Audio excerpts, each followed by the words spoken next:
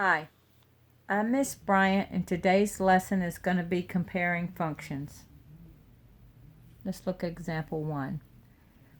Compare the linear functions represented. Which has the greater rate of change? Rate of change means slope. So we have to think about how do you find the slope when given a graph, and how do you find the slope when given 2 points. When given a graph, you're going to do rise over run. First of all, our line rises from left to right, so it's going to be a positive slope. All right, so let's do rise over run. So I picked this point and this point. 1, 2, 3, 4, 5, 6. And then, so I'm going to rise 6, and I'm going to run 1, 2, 3.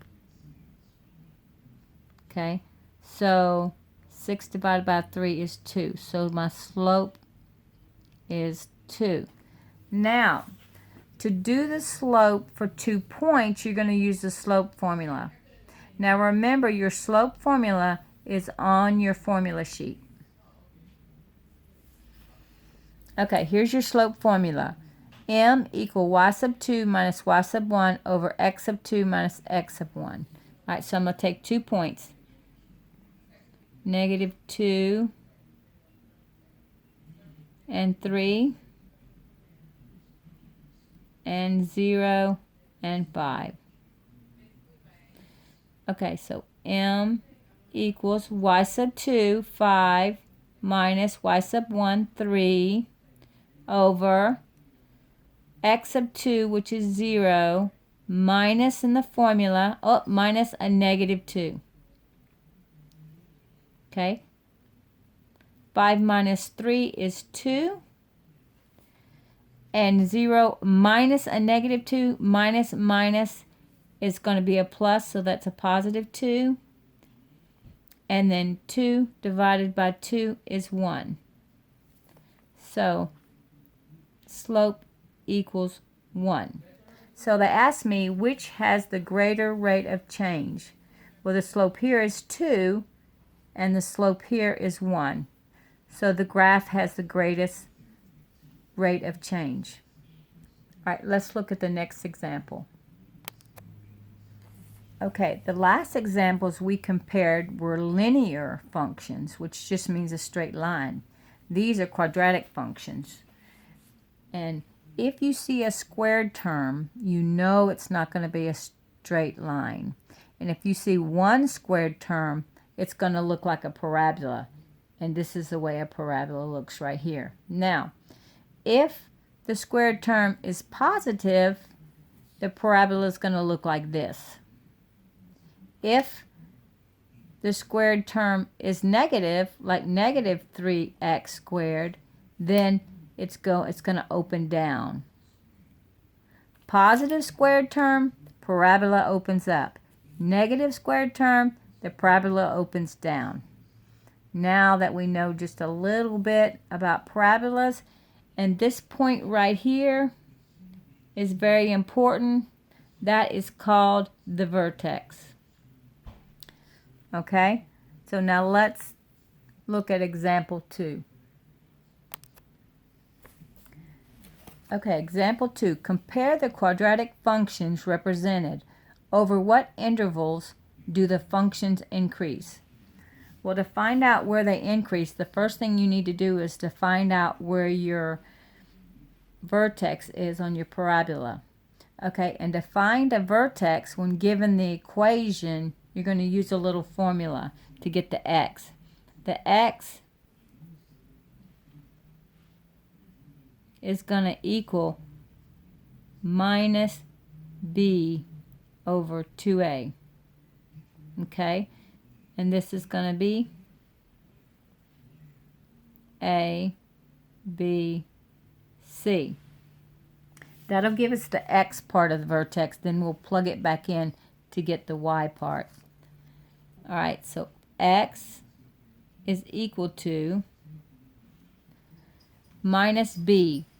Well, b is negative 12, so minus a b, negative and negative would be positive. So it's going to be 12 over 2 times a, and a was 3. You're just looking at the coefficients in front of the x. And don't forget the sign, that's part of it. Okay, a was 3.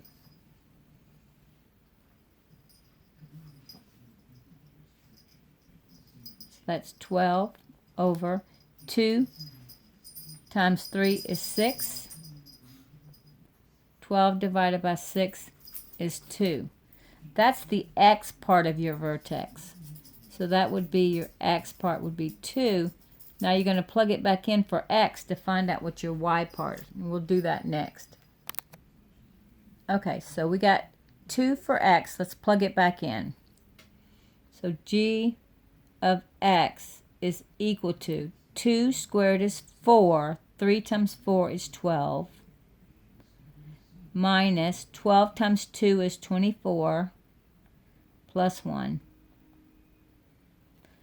Now here you have unlike signs, so you're going to subtract and take the sign you got the most. So 24 minus 12 is 12, but you have more minuses, so it's going to be minus 12 plus the 1. Unlike signs, you're going to subtract and take the sign you got the most. Negative 12 plus 1 would be 11. You have more negatives, so it's negative 11. Now you have your vertex of your parabola, and we can graph it, and we can look at the question they were asking us. Okay, the first thing you do when you're graphing a parabola is you notice the squared term is positive, so I know it's going to open up. And we're going to graph the vertex on 2, negative 11. Let's graph the vertex on 2, negative 11.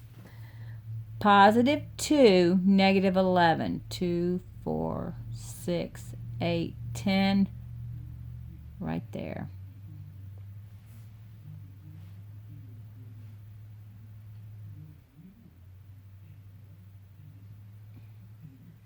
And remember, it's going to graph up, so it's going to be kind of like this. All right? Now, let's go back and look at the question that they asked me. Compare the quadratic functions. Over what intervals do the functions increase? Now, when you're doing this, you need to think about left to right what it's doing. Okay, so if we look at this one that's graphed for us, it is rising from right here to here, and then it starts going back down. So this is the stopping point right there. So that would be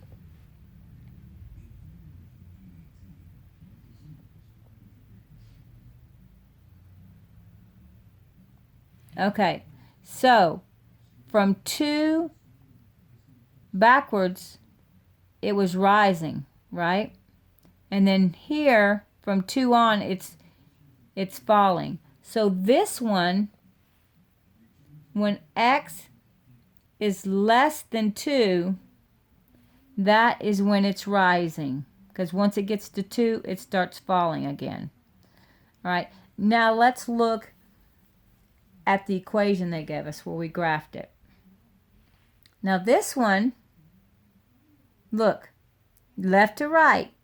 If you're going left to right, it's falling, it's falling, it's falling to right here. And then from this point on, it's rising.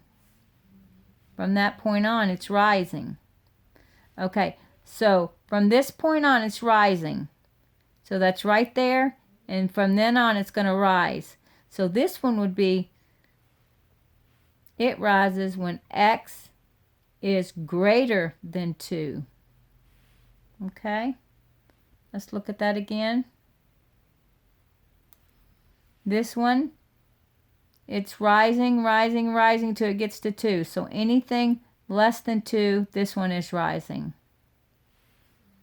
Okay, and on this one's falling, falling, falling, falling.